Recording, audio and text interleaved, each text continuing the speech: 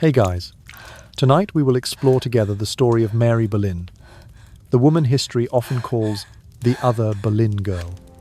Her story is not a faint footnote, but a dark tragedy woven from ambition, betrayal, and a single, radical decision for freedom. She was Mary Boleyn. She was exploited by the king, betrayed by her own husband for small court rewards. She bore King Henry VIII children who may have carried royal blood, but he heartlessly refused to acknowledge them, leaving those children to grow up like beggars while their father wore a crown. The cruelty peaked when Henry VIII used his relationship with her as an excuse to destroy and tragically end the life of her own sister, Anne Boleyn. After seemingly losing everything, Mary did the unthinkable. She chose love over power. That decision forever changed her bloodline. Just think, what if I told you that modern royal figures like Queen Elizabeth II, King Charles III, or Princess Diana are all descendants of the woman the Tudor court once called nothing? This is the story of the tragic death and life of Mary Boleyn, who left behind a powerful legacy. So, before you get comfortable, take a moment to like the video and subscribe, but only if you genuinely enjoy what I do here. Please let me know where you are watching from and what time it is, local time, where you are. Is it late already? Now, dim the lights. Maybe turn on a fan for that soft background hum, and let's ease into tonight's journey together. Mary Boleyn was born in the year 1499 at Hever Castle in Kent, England, into a noble family both loving and burdened by expectation. Her father was Thomas Boleyn, born in the year 1406, and died in the year 1523, a distinguished diplomat fluent in French, Latin, and Italian. He served under two reigns, King Henry VII and King Henry VIII, and earned the office of Gentleman of the Privy Chamber after helping suppress the Perkin-Warbeck Rebellion. Her mother was Elizabeth Howard, born in the year 1485, and died in the year 1525, the daughter of the Duke of Norfolk, one of England's most powerful families. From a young age, Mary absorbed both Confucian and Christian ideals of virtue, while feeling the family pressure to leverage her beauty and education to advance their status. Mary was the eldest of three Boleyn children. Her younger sister was Anne Boleyn, born in the year 1401 and died in the year 1536. Anne would later marry King Henry VIII and become Queen of England. Her younger brother was George Boleyn, born in the year 1404 and died in the year 1536, who also held important court offices. The sibling bond formed in their earliest years within the castle's ancient walls. At Hever Castle, Mary, Anne, and George received a comprehensive education. As early as age 3, Mary learned to speak French before she could write English, then gradually studied arithmetic, musical notation, dancing, and court etiquette. Lessons took place beside roaring fireplaces, where the three siblings eagerly pored over the poems of Chaucer and Petrarch. The sounds of the lute and harp echoed through the great hall, and intimate family gatherings with a few honoured guests served as their first formal exercises in diplomacy. Mary learned swiftly, her bright eyes flickering with curiosity, though at times they gazed into the distance, as if aware of the sacrifices demanded by noble life. When Mary entered her teenage years, around age 13, Thomas Boleyn decided to send both his daughters to France to serve Princess Mary Tudor, sister of King Henry VIII, at her marriage to King Louis XII. The journey took place in October of the year 1514. Before departing from Dover, Mary received a handwritten book of Gospels from her parents, along with their blessings, plus a small set of pearl jewellery, symbolising virtue and the family's hopes. She also carried her father's letter of introduction to the court at Fontainebleau, securing positions as ladies-in-waiting for Mary and Anne. The crossing of the English Channel lasted several days, at times tossing their vessel on fierce waves that made Mary tremble and grasp the railing. Other times the sea lay as smooth as glass beneath a sky tinted pale pink and lavender. Each dawn brought a fresh start. Mary's heart fluttered with anticipation and anxiety, uncertain how court rumours of her becoming the king's mistress would affect her fate. Upon arrival in France, Mary stepped into the splendid Fontainebleau Palace, a world of grand banquets and intricate protocol. Yet the court of Francis I was also fraught with danger. Whispers of Mary's rumoured affair with the king spread, though no concrete evidence existed. At this stage, Mary did not panic. She knew that her education and poise would be her greatest assets. She observed the other ladies in waiting, noted the mannerisms of each courtier, and learned to smile at precisely the right moment to safeguard her reputation. Though her childhood at Hever became a distant memory, the echoes of the castle's gardens, intimate gatherings, and the scent of oak wood lingered in Mary's mind. The music of the lute, the fragrance of polished wood, and the breeze off the Kent countryside reminded her that noble status was but an outward show, and that the heart must be cherished above all. Within that gentle girl lay the quiet yearning to choose her own destiny, rather than serve solely as her family's instrument. And so, beneath the glittering lights of the French court, Mary Boleyn embarked on her journey from the other Boleyn girl to uncharted challenges where any whisper might defame her. Yet in each measured breath, Mary carried the secret gift of her upbringing at Hever, inner strength to one day choose herself, no matter the cost. Mary Boleyn arrived at Fontainebleau in late 1514, leaving behind the tranquil air of Hever Castle to step into the dazzling yet perilous world of the French court. Each morning she awoke in a sunlit chamber where gossamer silk drapes parted just enough for dawn's glow to dance across the intricately carved plaster walls. The clinking of steel from the guards outside the door blended with the soft strains of the court musicians, ushering Mary into her new daily rhythm. One of Mary's first challenges was mastering French court attire. She had to swap the warm woolen bodices and cloaks of Hever for the heavy gowns of taffeta and gold-embroidered brocade. Each dress was laced tightly over 3 layers of petticoats, making her steps ponderous yet dignified.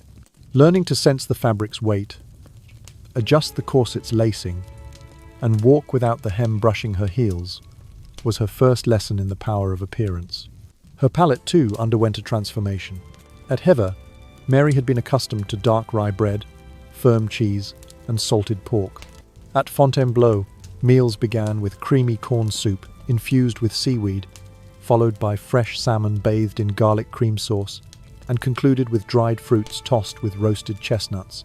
She learned to wield the unfamiliar fork and knife with their gleaming steel prongs in place of the wooden knife she once gripped, pacing her dining so as not to appear clumsy before the assembled ambassadors.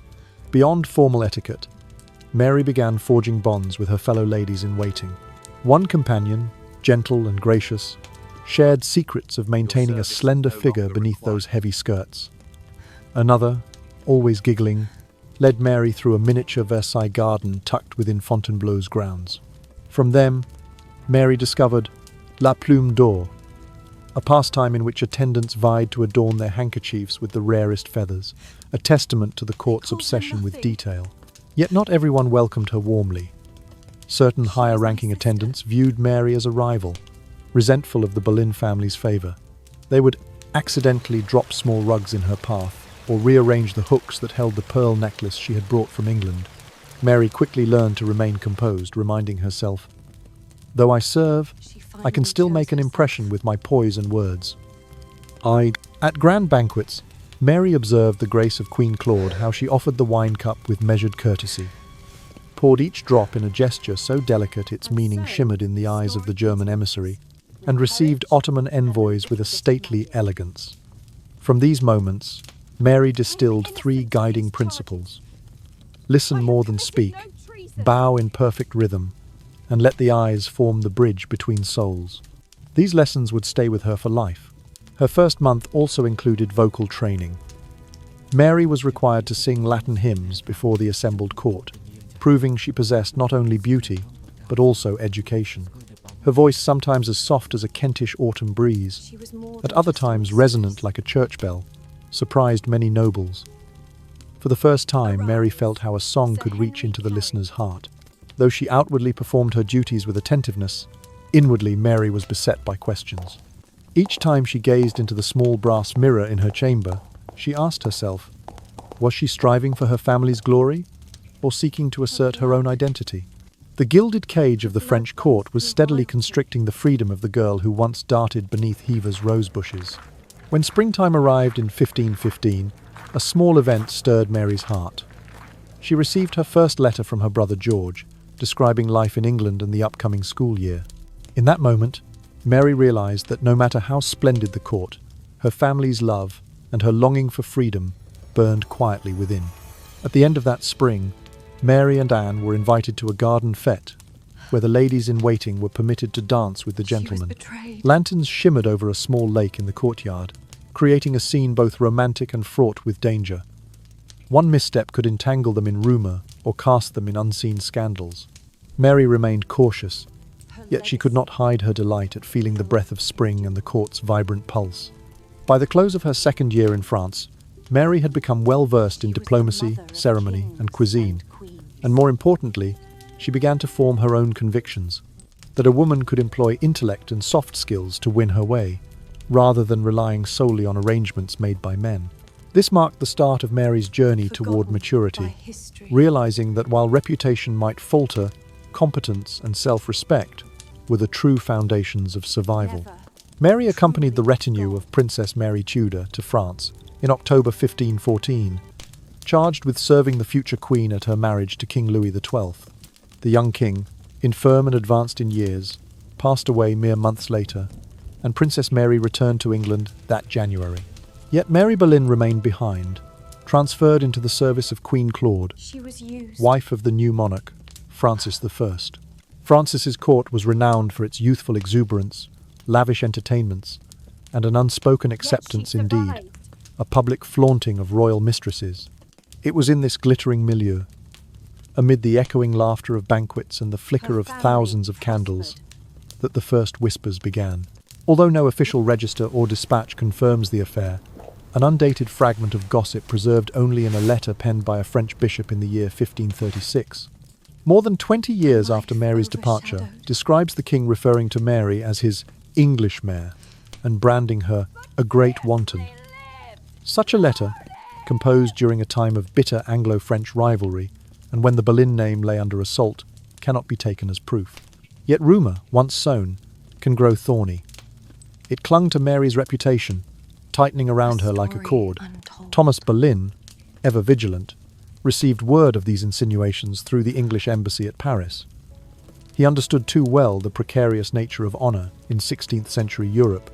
In that age, a single stain on a daughter's virtue might strip a family of patronage, lands, and favour. The very alliances he had forged, those diplomatic threads woven through courts of Burgundy, Spain, and Rome, risked unravelling. His solution was swift and decisive. He summoned Mary and Anne home, not merely to extract them from scandal, but to orchestrate a marriage that would shield their names. The recall took place in late 1515. Mary and Anne departed Fontainebleau one misty morning, slipping through gardens carpeted in dew, bound for Calais and the sea voyage back to England. Behind them lay the sunlit days of French court life. Ahead waited a new strategy Thomas had devised to save our daughter's honour through wedlock. He had arranged a match for Mary with William Carey, gentleman of the King's Privy Chamber, a man of decent rank, but without such influence as to provoke envy. In exchange for the quiet stability of Carey's household, Mary would leave behind the half-truths and murmurs that shadowed her in Paris. Yet this safe marriage was itself a fragile veneer. For Mary, the path ahead was not paved in gold, but lined with expectations as heavy as her brocade skirts. While Carey awaited her at Greenwich Palace, his suit bolstered by ties of kinship to the Beauforts and other storm-gathered, Henry VIII, vigorous at 24, ruled England with equal parts charm and authority. His court prized discretion. A whispered scandal could vanish with the clatter of a scribe's quill, or be buried beneath fresh gossip. Thus, Mary embarked on her so-called sanctuary, masking the tumult of rumour with bridal lace and celebration.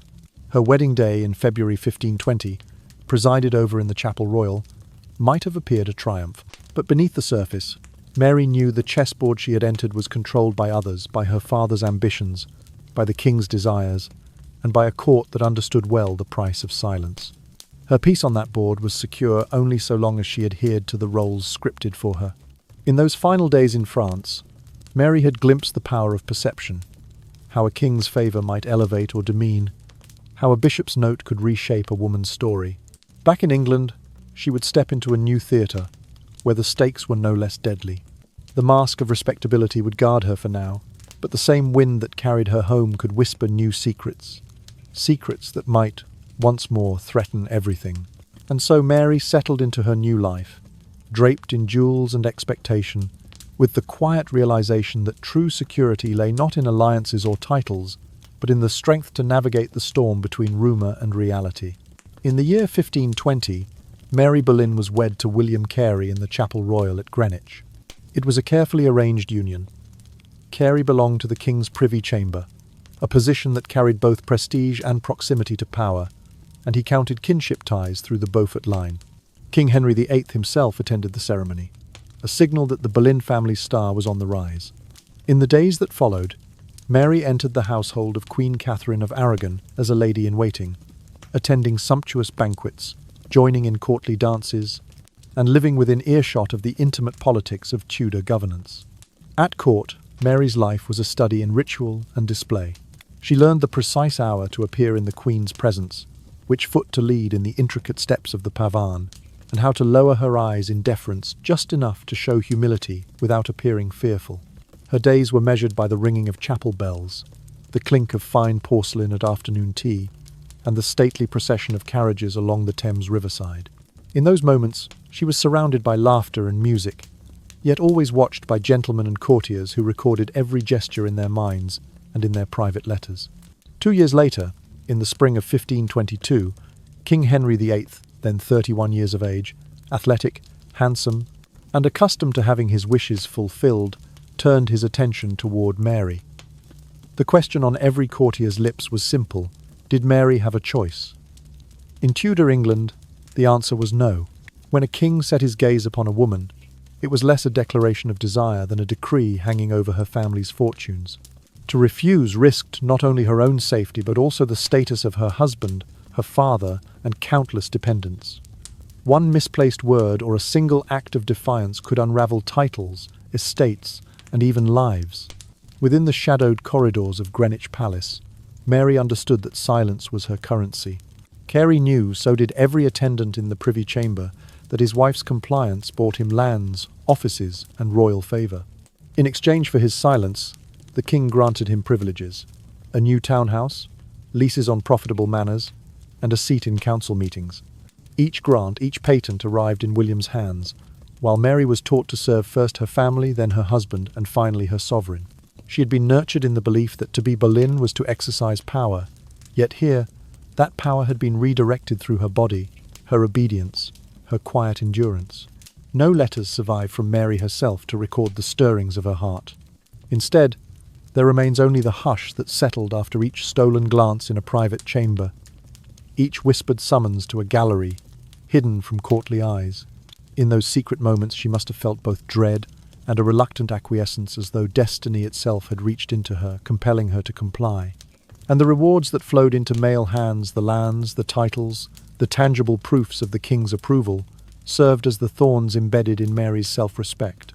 Each parcel of land granted to Carey was a reminder that her body had been the price of political and financial gain. In the silent watches of the night, Mary may have recalled the lessons of Hever Castle, that learning and refinement could elevate a young woman's station. Yet those lessons seemed distant in the face of a monarch's caprice. Her thoughts perhaps drifted back to gentle walks in Hever's gardens, to the texts of Chaucer and Petrarch that once filled her childhood hours, and to the warm hearth where voices spoke freely. Now, in the cold glow of candlelight within the royal apartments, she had only the memory of those freedoms. Still, Mary endured.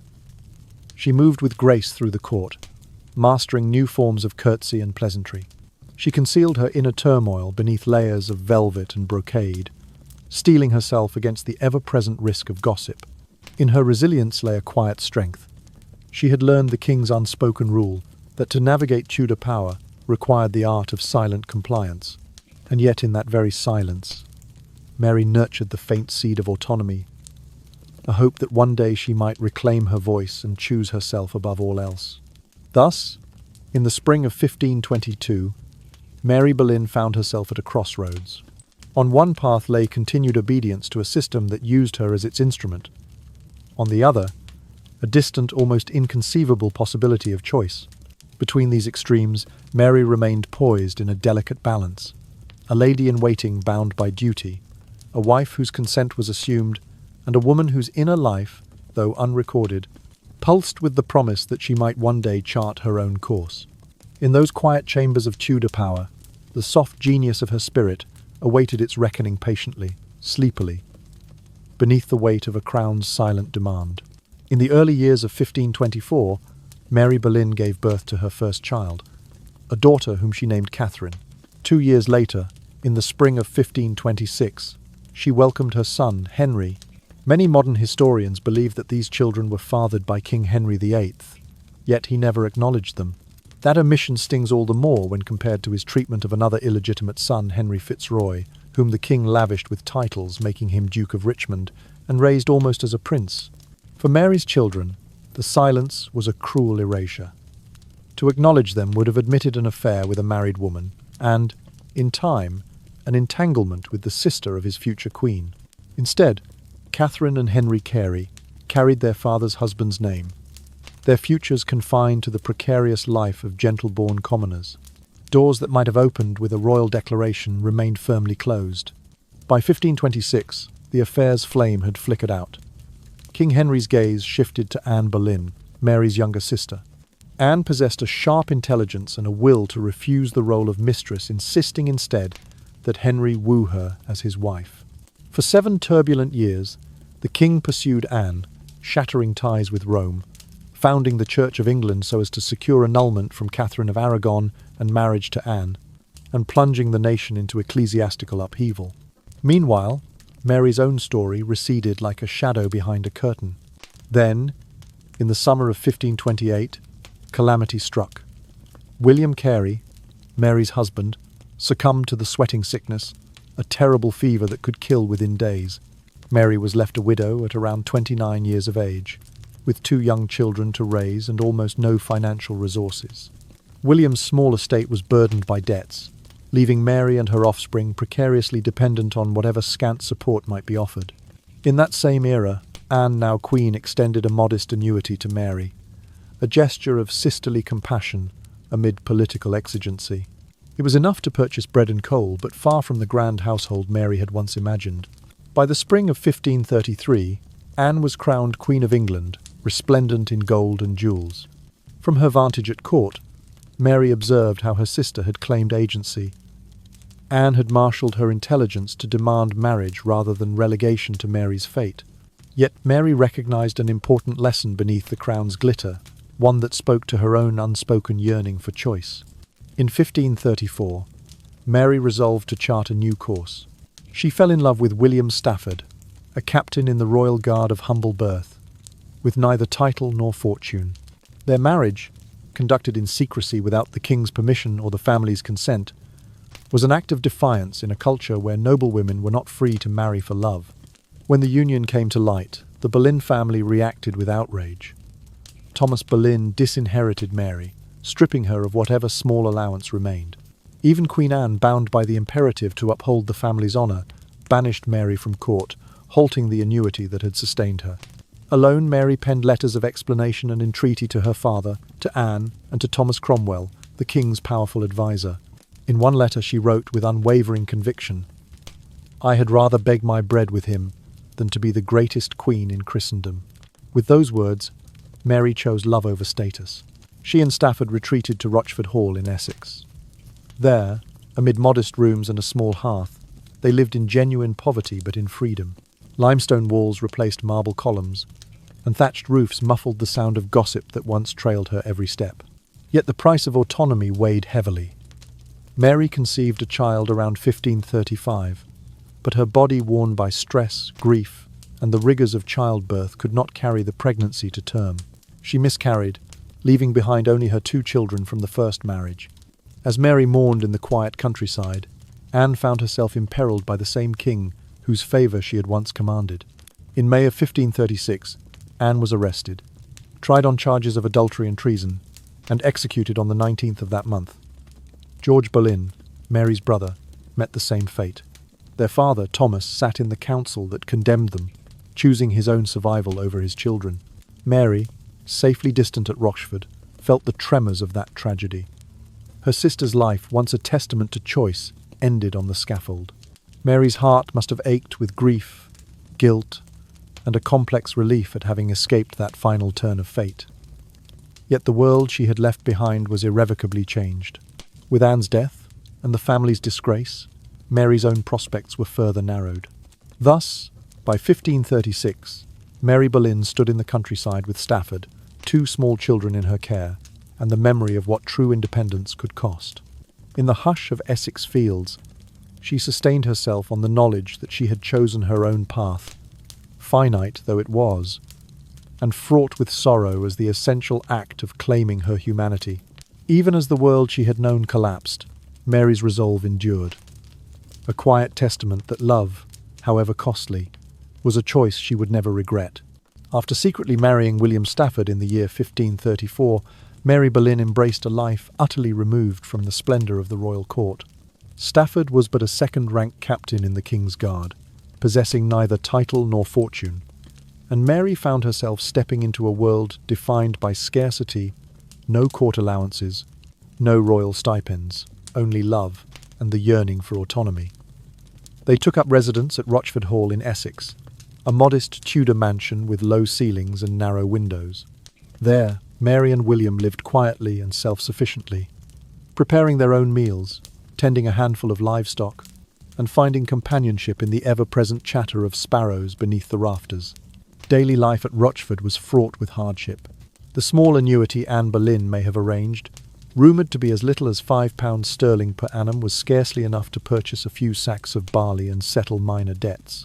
On many evenings, Mary penned letters to her father, Thomas Boleyn, and to Queen Anne herself, beseeching them for further support. Yet Thomas, mindful of family honour, and Anne, anxious to safeguard the dynasty's reputation, both turned a cold shoulder. To Thomas, Mary's clandestine marriage represented an unforgivable breach. To Anne, any association with disobedience threatened the fragile alliance she had forged with Henry VIII. During this period, Mary discovered she was pregnant once more, an affirmation of her love for Stafford and her right to choose her own path. The news brought both joy and trepidation. Joy at the prospect of new life born of love rather than courtly duty. Trepidation because her body, weakened by years of stress, neglect, and past suffering at the royal court, might not sustain this hope. Tragically, the pregnancy ended in miscarriage late in the summer of 1535. Mary awoke one dawn to intense pains and discovered that the child would not survive. In that moment, Rochford Hall's quiet rooms became the stage for her deepest sorrow. Despite this failure, Mary harboured no resentment towards Stafford. Instead, she regarded the loss as a solemn reminder of the cost of freedom. In the misty mornings, she walked the dew-covered lawns with William by her side, recovering strength while he silently held her hand.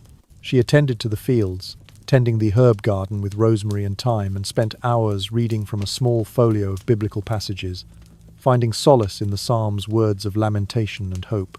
By candlelight, Mary reflected on her own identity, no longer merely the daughter of Thomas Boleyn, no longer solely a pawn of kings, but a woman seeking a life forged by her own decisions. Mary devoted herself to the education and moral upbringing of her two elder children, Catherine and Henry VIII. She taught them to read the scriptures, instilling the belief that true nobility derives not from titles but from character. Under her gentle guidance, Catherine learned to recite verses from the Gospel of Matthew, and Henry practiced penmanship by copying passages from Proverbs. Mary impressed upon them the value of compassion and integrity. Though they might lack silken gowns and gilded titles, a generous heart could command respect more enduring than gold. In quiet moments by the hearth, Mary would whisper to her children the creed she held dearest. "I would rather beg my bread with him than be the greatest queen in Christendom."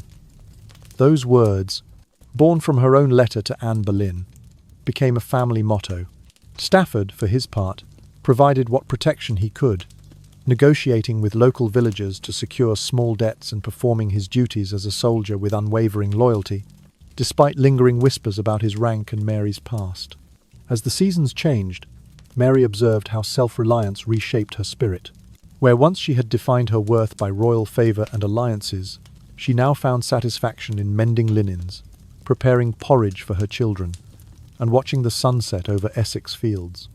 The chores of rural life, milking goats, repairing fences, harvesting wheat, grounded her in the physical world, far from court intrigues, and perilous gossip. Each act of labor reminded her that independence, however humble, carried its own dignity. Yet the price of this freedom was steep.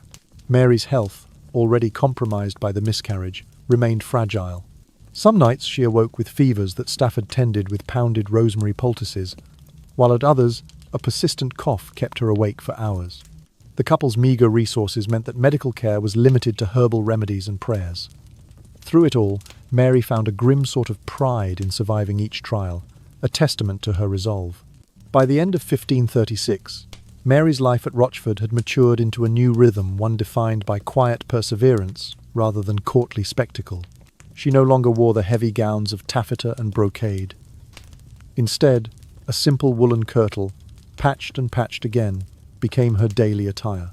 Her hair, once styled in elaborate rolls for royal audiences, fell loosely around her shoulders, washed in rainwater and bound with a plain ribbon. Even so, in the calm resilience of her presence, Mary embodied a strength that no crown could bestow. In those tranquil Essex days, Mary continued to nurture the fragile flame of hope that she might chart her own destiny. Though the world beyond Rochford's quiet walls remained fraught with upheaval, Anne's fall, Henry's changing whims, religious conflict, Mary sustained herself with the knowledge that love, once chosen freely, endured beyond the reach of royalty. And as the silent halls of Rochford Hall echoed with the soft laughter of her children, Mary knew that this modest life, built on choice and self-respect, was the most sovereign realm she could ever claim. In the year 1536, King Henry VIII, wearied by Queen Anne's inability to bear him a son, seized upon Mary Boleyn's former intimacy with him to slander his current wife. Once more, Mary, who had removed herself from courtly life, was thrust into the political arena as a pawn. Rumours swirled that Anne had lain with others before her marriage, fueling talk of a cursed marriage that imperiled the stability of the realm. Charged with adultery, treason, and even conspiracy to assassinate the king, Anne was arrested on the 2nd of May, 1536, and confined in the Tower of London. Mary was in Essex, far from the court's intrigue, and no official record places her at the trials. She likely learned of the proceedings through hurried letters brought by messengers riding from Westminster. In the courtroom, her brother George Boleyn listened to false testimonies, claims of liaisons with multiple gentlemen, while her father, Thomas Boleyn, sat on the very commission that judged his daughter. To protect his own life and preserve what remained of the family's standing, Thomas voted for Anne's conviction. Mary, obeying her own maxim, "I would rather beg my bread with him than be the greatest queen in Christendom," remained absent, neither pleading mercy nor contesting the charges. On the 19th of May, 1536, Anne Boleyn was led to the scaffold on Tower Green. The executioner's axe fell, and with that strike, a chapter of Tudor history ended in tragedy and blood. George Boleyn, accused alongside his sister, was executed the same day. Thomas Boleyn, who had once lifted swords against rebels to secure England, now faced the lifelong burden of having condemned his own blood. For Mary, the news arrived on a rain-soaked afternoon at Rochford Hall. A single letter ink blurred by moisture bore the dreadful confirmation. In solitude, Mary read the words, her heart cracking yet steadying with the knowledge that she had escaped that fate by choosing exile. As the skies wept over Essex fields, Mary recalled the years in the French court when she first perceived the sharp edge of gossip. Now, those memories resurfaced as spectres of a past she had hoped to leave behind. The same whispers that had trailed her became weapons against her sister, and in that mirrored cruelty, Mary found renewed conviction. She would no longer be an instrument of male power. Despite her sorrow, she felt a measure of relief that she had declined the role of queen or mistress to Henry VIII for a second time. In the weeks following Anne's death, Mary carried on the daily rhythms of Rochford Hall. She tended to the hearth, feeding the firewood into the grate as though stoking her own resilience. In the evenings, she would sit at the table, her quill poised over parchment, drafting letters of condolence to friends in court, careful not to betray too much emotion. She wrote of sorrow, of honour, and of the cruel vicissitudes of power, but omitted any hint of bitterness toward her sister's betrayers. In her calm words lay both grace and a veiled admonition that one day the world would remember Anne not for her downfall but for her intelligence and strength. Mary's children, Catherine and Henry Carey, too young to grasp the magnitude of the events, sensed the change in their mother's manner. Instead of the gentle lullabies sung beneath thatched eaves, Mary's voice carried a new steadiness when she taught them prayers, psalms of lamentation that spoke of God's justice amid human cruelty. She pressed into their small hands the family Bible, its worn leather cover marked by years of devotion, reminding them that faith offered refuge when courts offered none. Though the political winds howled, Mary refused to be buffeted by every gust of gossip. She continued to read theology and poetry by candlelight, her eyes tracing lines from Psalms and from Petrarch, seeking solace in verses that acknowledged suffering but never surrendered to despair. In the solitude of her chamber, she meditated on her own worth, far from the judgmental gaze of courtiers. Here, devoid of fans and brocade, she rediscovered the quiet dignity that had first drawn her away from royal appointment. Meanwhile, Thomas Boleyn, once a man of exquisite influence, retired from public life. The Boleyn name, though tarnished, survived through Mary's children. Mary took it upon herself to guide their nascent futures. Catherine would one day serve Elizabeth I, and Henry would become Baron Hunsdon titles bestowed in part out of kinship, but also in recognition of their mother's resilience. In teaching them, Mary passed on the lesson she had learned most dearly, that identity must rest on personal conviction, not on a crown or a court's favour. By the end of 1536, Mary's world had contracted to the dimensions of Rochford Hall's stone walls and Hertfordshire's quiet lanes. There she found an unexpected freedom in the very abandonment that once seemed her doom. The eye of history may have been fixed on the king, the fallen queen, and the tumult of church and state, but Mary Boleyn's legacy would be written in her silent defiance, the choice to remain true to herself, even as the world demanded obedience. In the hush that followed Anne's execution, Mary's resolve glowed brighter than any courtly torch. She would live her life on her own terms, no longer a servant of power, but a steward of her own spirit. After the tragedy of 1536, Mary Boleyn never returned to court. She and William Stafford wandered from one modest country estate to another, eking out a living on the small inheritance her father, Thomas Boleyn, had left when he died in the year 1539. That bequest, reportedly amounting to some £200 sterling, covered only the barest living expenses for Mary and her two children, Catherine and Henry Carey. It did not permit her to restore any semblance of the power or prestige she had once known. Mary wrote letters to former friends and patrons, appealing for assistance or introductions that might benefit her offspring. Yet her pleas carried little weight. A woman who had lain in a royal bed, however discreetly, inspired neither sympathy nor trust among the lady patrons of Henry VIII's court. Her correspondence, polite and earnest, often went unanswered or was returned with curt refusals. During these years, Mary maintained a quiet routine at successive rented farmhouses near Rochford. At dawn she rose to tend a small garden, tomatoes, peas, and a single row of lavender, while Stafford, in his worn uniform, repaired fences or traded local produce for coin. Their children, now 8 and 10, helped feed the chickens and milk the goat. Mary taught them to read and write, reciting passages from the Book of Proverbs to instill values of wisdom and temperance. Though remote from power, Mary held an unwavering sense of purpose, to shield her children from the ambition and cruelty she had endured. She refused all offers to return to London, preferring the honest hardship of rural toil to the treacherous glitter of court. Occasionally, a travelling preacher or pilgrim would call at the hall, and Mary welcomed them, seeking comfort in shared hymns and expressions of faith. On the 19th day of July, in the year 1543, Mary Boleyn died, aged 43 or 44. The precise cause of her death is unknown. Some suggest that years of physical strain, repeated miscarriages, and lingering depression contributed to a final collapse. No physician's report survives, nor any detailed parish record. By that time, the church registers at St. Andrew's in Rochford had been partly destroyed during the Reformation, and no tombstone marked her grave. Mary's passing was witnessed only by William Stafford and her two young children.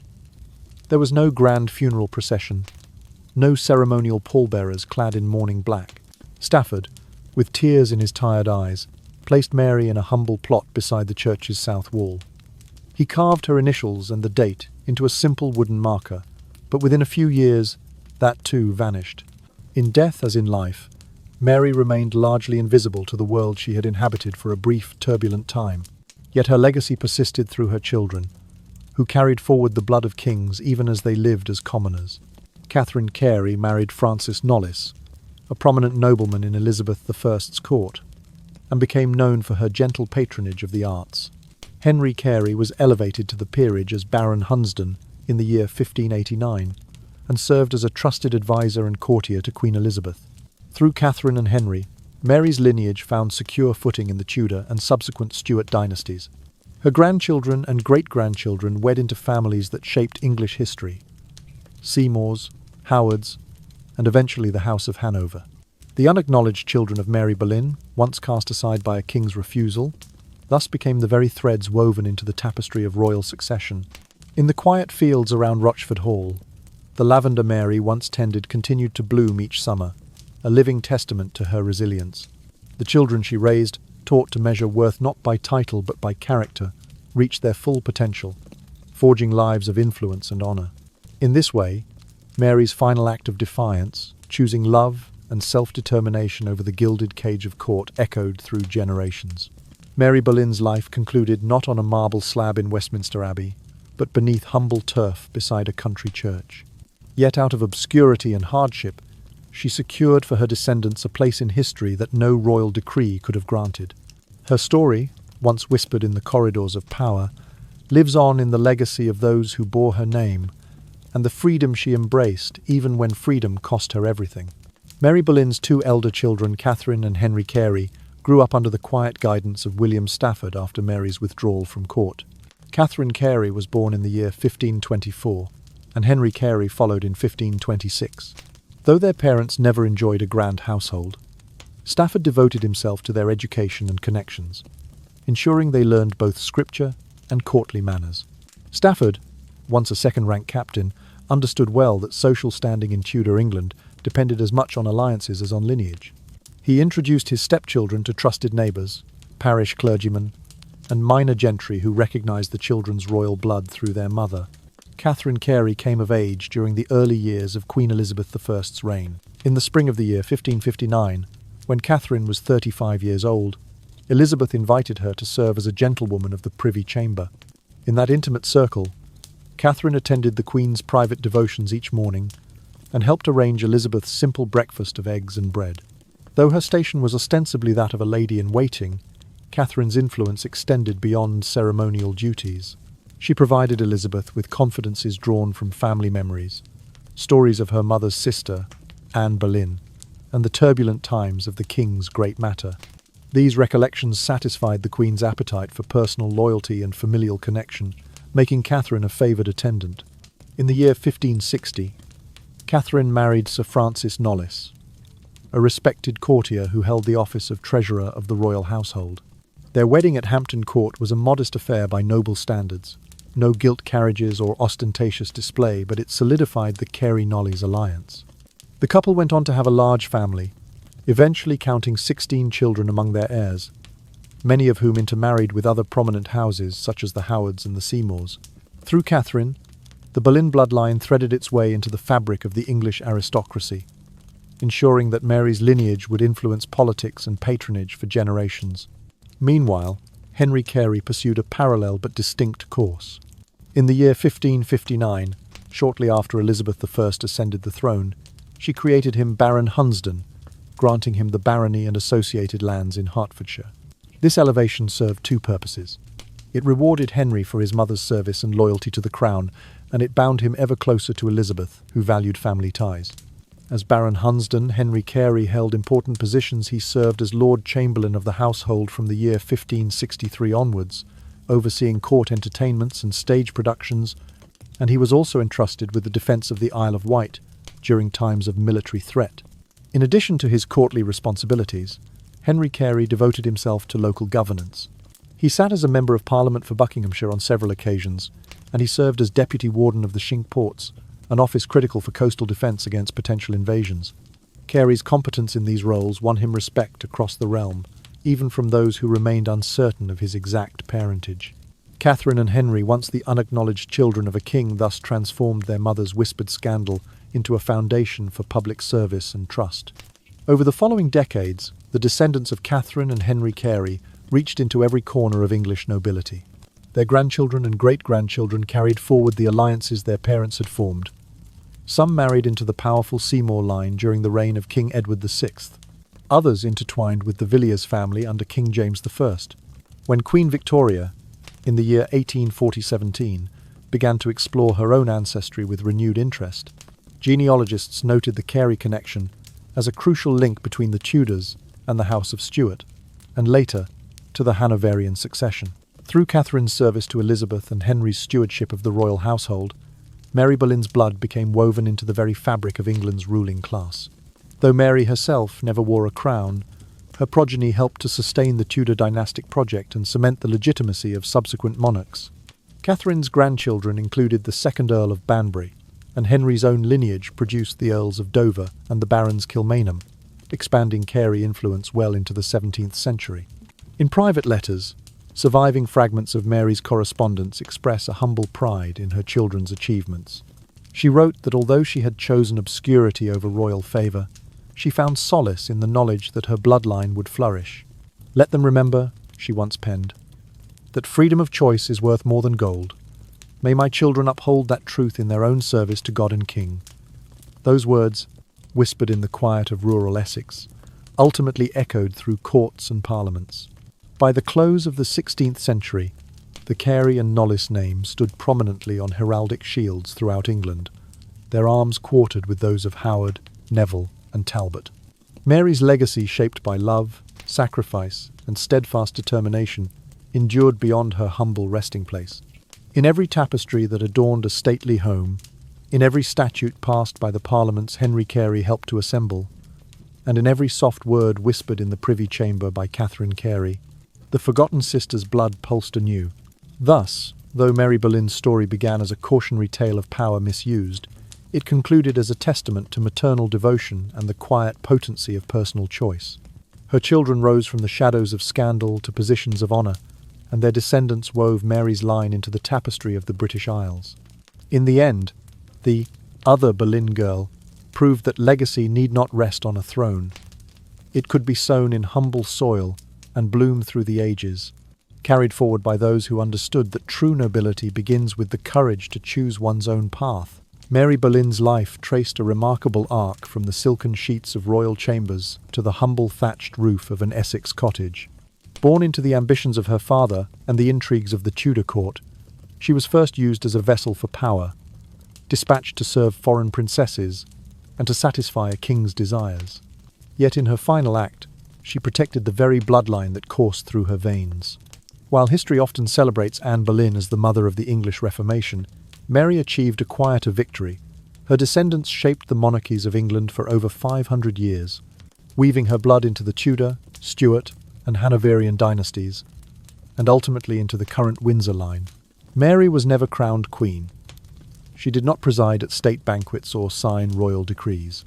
Instead, she became what one might call the mother of monarchs, giving rise to heirs who would sit upon the throne with legitimacy born of her resilience. Her daughter Catherine served Elizabeth I and married into the Knollys family, whose children intermarried with influential houses such as the Howards and the Seymours. Her son Henry Carey was ennobled as Baron Hunsdon and served as Lord Chamberlain under Elizabeth, helping to oversee court entertainments and the security of the realm.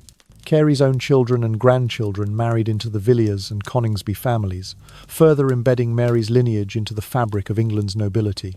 Under James I, a Stuart king who succeeded Elizabeth I in the year 1616, Mary's blood coursed through the veins of courtiers who advised on the union of crowns between England and Scotland.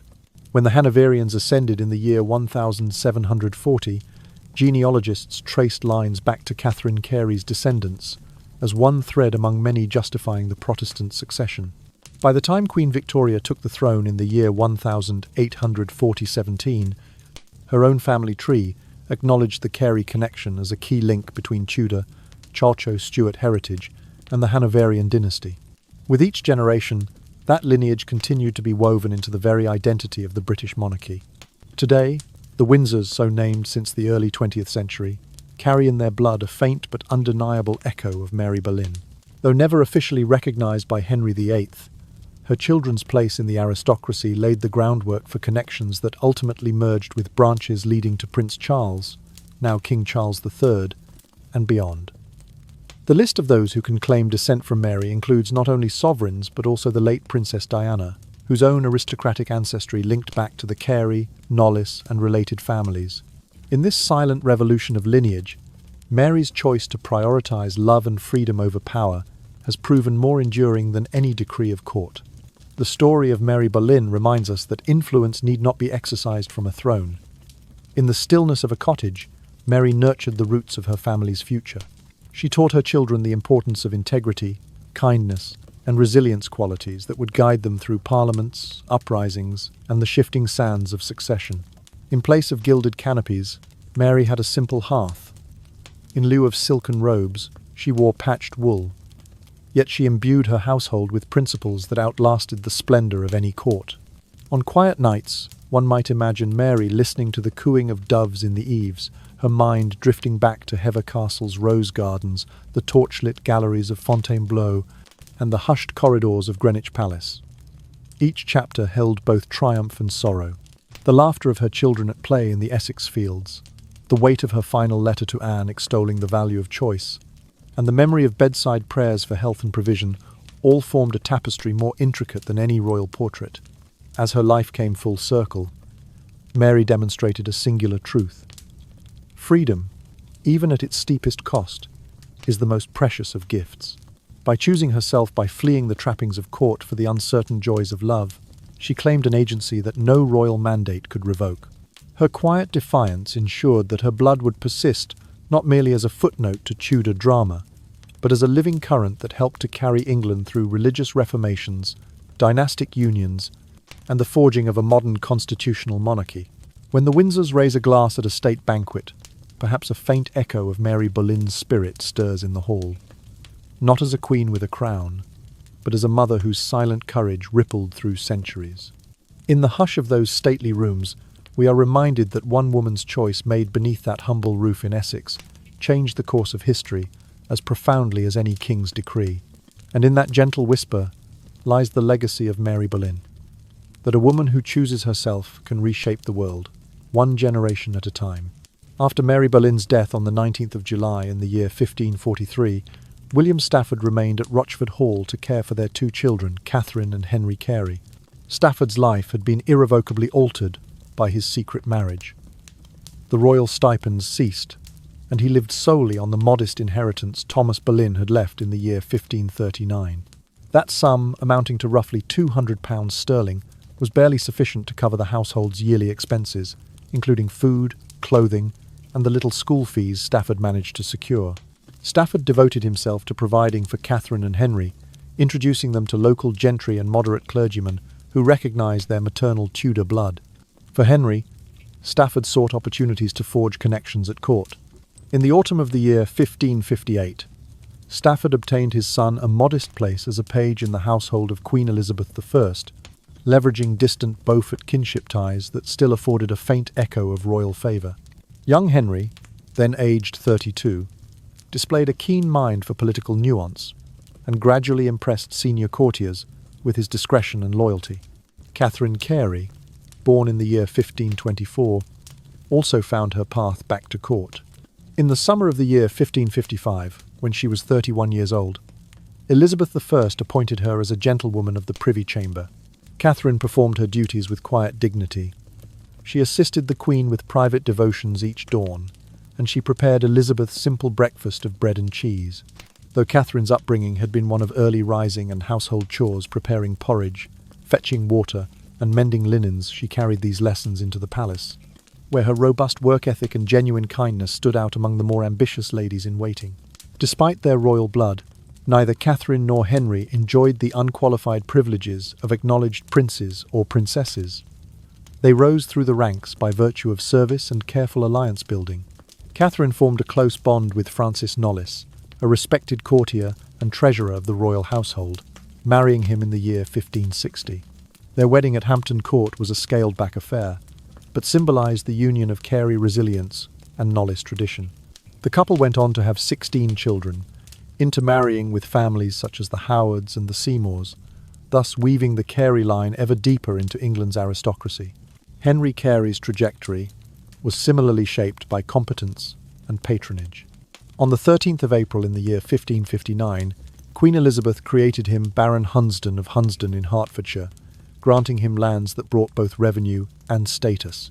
The following year, he was appointed Vice-Chamberlain of the royal household, a role in which he managed royal entertainments, supervised the household's expenses, and attended closely to the Queen's private petitions.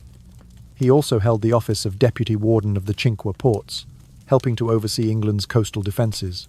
During the harsh winter of the year 1568, when unrest flared among disaffected nobles, Carey was entrusted with drafting a confidential report for Elizabeth on the loyalty of the northern counties. As he sealed his parchment and sent it by courier to Whitehall, he perhaps thought of his mother, Mary Boleyn, whose own dignity had weathered years of court intrigues. In every office he held, Henry Carey upheld a principle Mary had taught him, that true nobility derived from steadfast loyalty and moral integrity, not merely from titles or proximity to the throne. Stafford, growing aged in the quiet lanes of Rochford, witnessed his children's ascent with a mix of pride and wistful longing. He seldom travelled to London, his heart remained tethered to the simple comforts of Essex, but he received letters detailing Henry's new appointments and Catherine's role in arranging the Queen's daily devotions. On Sundays, Stafford would attend the small service at St Andrew's Church, listening for Catherine's voice in the congregation when she visited from court. In private moments by the hearth, Stafford gazed at a faded portrait of Mary Boleyn, her eyes gentle yet resolved. He often wondered, would she be proud of what her children have become? The only answer came in the soft rustle of the wind through a line of poplars, an unspoken melody of freedom and sacrifice. Mary's lesson that "I would rather beg my bread with him than be the greatest queen in Christendom" resounded in the choices her children made. Catherine and Henry both used their positions not to flaunt privilege, but to serve faithfully, remembering the humble hearth from which they sprang. Thus, in the latter decades of Elizabeth's reign, the Carey siblings stood as living monuments to Mary Boleyn's enduring spirit. They navigated courtly demands with tact, secured their own legacies, and honoured the memory of a mother who had chosen love over rank.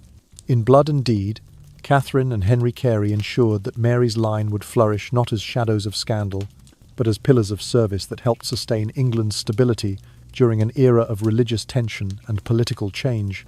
And so William Stafford's final years passed in a gentle rhythm of church bells, farm work, and news of his children's successes. The hardened soldier who had once served a king now lived out his days telling tales of Mary's courage to grandchildren gathered by the hearth. In those quiet stories, Stafford preserved the truth that a woman who chose herself even at great cost could offer her descendants a birthright more lasting than any crown: the freedom to determine one's own destiny. Mary Boleyn's children, Catherine and Henry Carey, became the conduits through which her lineage flowed into the Tudor, Stuart, Hanoverian, and ultimately Windsor dynasties. Henry Carey, born in the year 1526, was raised under his stepfather William Stafford's watchful eye. In the year 1559, Queen Elizabeth I created him Baron Hunsdon, formally tying him to the court his mother once served. As Baron Hunsdon, he fathered numerous sons, among them George Carey, Sir John Carey, and Thomas Carey, each of whom founded noble branches that interwove with families such as Seymour and Howard, ensuring that Mary's blood continued in the highest circles, even after the Boleyn name had fallen from its former glory. Under Elizabeth's steady rule, Henry Carey played a stabilising role. He served as Lord Chamberlain from the year 1563, overseeing the Queen's household, her entertainments, and the safety of her person. During the winter of 1573, Carey coordinated relief efforts in Norfolk during a poor harvest, demonstrating the practical governance his mother had prized in self-reliance at Rochford Hall. His contributions helped to fortify Elizabeth's reign, marrying his maternal Tudor heritage to the Queen's Protestant mission. Meanwhile, Catherine Carey, born in 1524, attracted attention at court for her grace and diplomatic skill. In the year 1560, she married Sir Francis Knollys, whose family counted among its predecessors key figures of the Wars of the Roses. From this union came children such as William Knollys, who would become Earl of Banbury, and Lettice Knollys, who later married Walter Devereux, Earl of Essex. Catherine's household became a centre of cultural patronage. She fostered poets like Edmund Spenser and supported ventures in embroidery that graced the Queen's own cloaks. Catherine's artistry and social negotiation ensured the Carey-Knollys line remained indispensable to the court's tapestry of alliances. Beyond England, the Carey influence spread across the Channel. Catherine's daughter Martha Knollys married into the Nassau family of the United Provinces, forging ties with Dutch stadholders. Another descendant, Dorothy Carey, wed a Prussian count, introducing Tudor blood into the German principalities of Brandenburg and Pomerania. Thus, a woman once dismissed as a mere royal mistress seeded lineages that would shape European diplomacy and trade. When Queen Victoria ascended the throne in the year 1837, genealogists tracing her ancestry noted branches leading back to Catherine Carey's European marriages, confirming Mary Boleyn's indirect, yet persistent impact on the royal bloodline that would govern the empire on which the sun never set. Within England's hallowed halls, the Carey name became synonymous with service. Robert Carey, grandson of Henry, served as Earl of Monmouth and carried crucial messages to King Charles I in the year 1624, displaying swift loyalty. During the tumult of the English Civil War, members of the Carey family found themselves on both sides, but many upheld the Restoration in the year 1661, helping to welcome Charles II back to London. In these turbulent decades, the descendants of Mary Boleyn balanced honour and prudence, reflecting the choices their grandmother had made centuries earlier. A family tradition still recounted in private Carey memoirs concerns the anniversary of Mary's death. On the 19th of July each year, a single bouquet of white lilies and lavender is quietly placed at the old altar of St Andrew's Church in Rochford. The parish register, though fragmentary, notes an unnamed tomb near the south wall, long since unmarked by stone. Yet each flower arranged there serves as a living testament to maternal devotion that transcends social station and the finality of death. Through sweeping events, Henry's Reformation, the dissolution of monasteries, the horror of civil wars, and the renewal of the monarchy under the Hanoverians, the blood of Mary Boleyn held firm in those who knew the value of autonomy and dignity. Each generation of Careys added a new chapter, a general commanding troops with valour, a diplomat brokering treaties at Versailles, a lady-in-waiting fostering courtly refinements, and in modern times, politicians, artists and scientists quietly acknowledging their lineage. In private reflections they murmur, "We stand on the shoulders of Mary," recalling the woman who first sowed a seed of choice rather than obedience. As a new century unfolds under King Charles III, who himself counts Mary Boleyn among his ancestors, it is perhaps fitting that her story, once relegated to whispers in palace corridors, now stands as an emblem of resilience. Her life reminds us that power flows not only from crown and sceptre, but from the quiet courage to claim one's own fate. Each Carey who bears her name carries a legacy of freedom, a reminder that history's most enduring currents often run beneath the visible surface, shaping kingdoms and hearts alike in their silent passage. Mary Boleyn's story teaches us that true power need not reside upon a throne or within a title, but in the ability to choose oneself. Her first marriage in the year 1520 to William Carey was arranged, and her subsequent relationship with King Henry VIII unfolded under the shadow of coercion and political pressure. Yet Mary never surrendered her yearning for freedom. In the year 1534, she defied expectation by marrying William Stafford, a common soldier of no station or wealth. In doing so, she embraced poverty, exile, and social scorn, paying in hardship the price of choosing love over luxury. That act of defiance became a manifesto for her descendants. Dignity, autonomy, and authentic affection are worth more than hollow splendour. Henry Carey, born in the year 1526, and Catherine Carey, born in 1524, internalized their mother's conviction. They proved in their own lives that no crown perched atop one's head guarantees genuine authority. Rather, steadfast values and inner character yield enduring influence.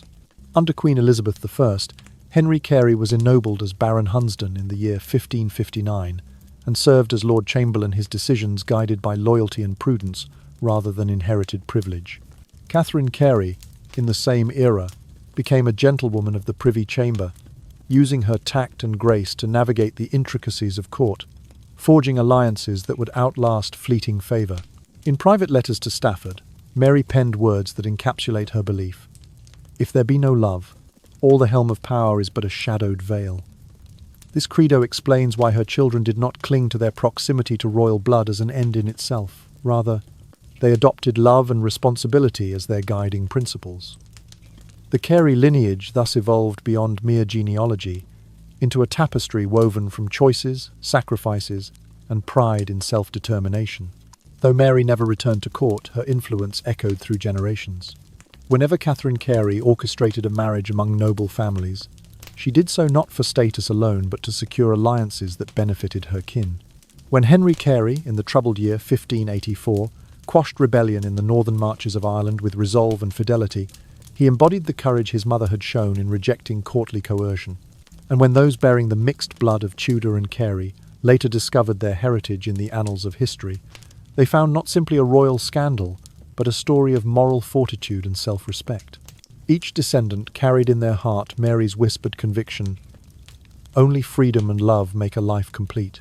In the hush of stately drawing rooms and the solemnity of parliamentary halls, the Carey legacy brought warmth and purpose, an imperceptible inheritance, far more valuable than land grants or titles. The true Carey arms became their mother's choice, a pair of doves, wings interlaced, perched upon an open hearth, symbolizing peace achieved through unity and the right to choose. As the centuries progressed, Mary's bloodline threaded through Tudor spires, Stuart courts, Hanoverian palaces, and even into the modern Windsor monarchy. She was never queen, yet she mothered counts, barons, and statesmen who shaped the destiny of a nation. Her final triumph lies not in any crown, but in the generations who stood and stand on the foundation she dared to lay. That no throne shines as brightly as a life reclaimed by choice. In the twilight of each Carey family gathering, amid toasts and remembrances, one elder might softly recall Mary Boleyn's silent triumph. She chose herself. And in that gentle murmur lies the deepest legacy of the other Boleyn girl. That autonomy and heartfelt devotion, born of one woman's decision, can echo down the corridors of time, shaping history more indelibly than any royal decree. In sleep's early hours, when the world hushes into quiet, Mary's story remains a soft lullaby. That freedom, though costly, is a gift beyond compare, and that a woman who chooses herself can, in truth, change the course of generations. And so, as the last traces of Mary Boleyn's story drift softly into the distance, we can slow our pace and simply rest in the warmth of what she taught us. That true power is not measured by the weight of a crown, but by the quiet courage it takes to choose one's own path. Imagine her, in the gentle hush of an Essex dawn, tending to her small garden with hands grown used to both silk and soil, and hear the distant song of sparrows as they flit among the lavender she planted. Let the image of a humble hearth, where a devoted mother reads scripture by candlelight and whispered words of comfort to her children, fill your mind with calm. Listen to the soft murmur of her legacy as it carries on through centuries, through halls of power and fields of toil alike, reminding us that dignity, freedom, and authentic love are gifts we each hold within. Like the long evening shadows stretching across an empty courtyard, Mary's influence lengthens and fades, yet never quite disappears. Her life speaks to our own. It invites us to consider where we, too, might claim our right to choose to lean into love rather than security, to honor our own voice, even when the world demands silence. Let go now of all that clamors for attention. Let this story of a Boleyn girl who dared to chart her own course dissolve into the quiet of your breathing. Feel your shoulders loosen, your thoughts grow still, and your heart settle into a gentle rhythm. In that space between waking and dreaming, remember that every life, no matter how fraught with struggle, can be shaped by the decision to stand for oneself. And with that gentle reminder, we come to the end of our journey together for tonight. May the lesson of Mary Boleyn of freedom chosen at great cost, and of love that outlasts even oblivion linger in your dreams like soft petals on a summer breeze. Sleep well, dear listener, and when you awaken, carry with you the knowledge that your choices matter, and that your inner strength will guide you through whatever dawn may bring. Good night, and if you found comfort in this tale, Please subscribe to our channel for more stories that soothe the mind and stir the soul. We'll be here with new and enchanting videos, ready to share the next whispered chapter with you. Sweet dreams.